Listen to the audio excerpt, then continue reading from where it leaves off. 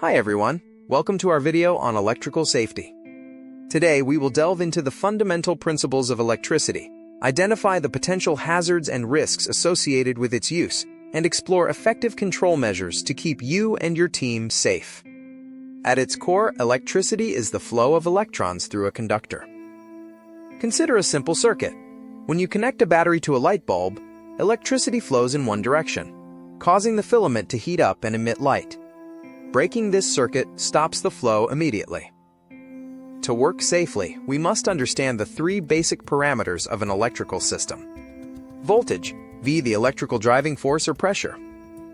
Current, I, the rate of flow of electricity, measured in amperes. Resistance, R, the opposition to the flow of electricity, measured in ohms. Key concept, these are linked by Ohm's law, VIXR. We primarily work with two types of current. Alternating current, AC, periodically reverses direction, used for homes and industrial machinery.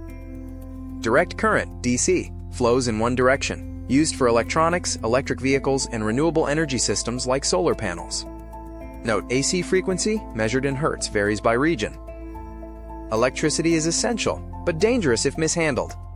We must watch for these primary hazards. Electric shock can cause internal burns, muscle contractions, or cardiac arrest. Burns occur at entry and exit points or internally along the current path. Fires and explosions, often caused by faulty wiring, short circuits, or poor maintenance. Arc flash and arcsing, a sudden violent release of energy that can be fatal. Static electricity, a significant hazard in flammable or explosive atmospheres. Secondary effects, such as falls from heights or dropping tools while startled by a shock. To mitigate these risks, we employ various layers of protection. Fuses and MCBs, devices that cut off power during current overload. Earthing, directs fault current safely to the ground instead of through a person. Isolation, lockout-tagout, the gold standard, physically securing energy sources in the OF position before work begins. Double insulation, provides two layers of protection, often used in portable hand tools to eliminate the need for an earth connection.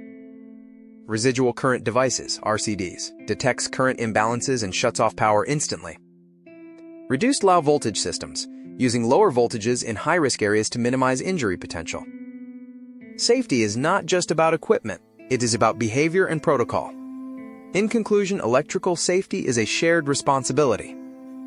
By understanding the principles, recognizing the hazards, and rigorously applying control measures like LODO and proper PPE, we can ensure a safe environment for everyone. Stay aware, take control. Electrical safety is everyone's goal. Thank you for watching.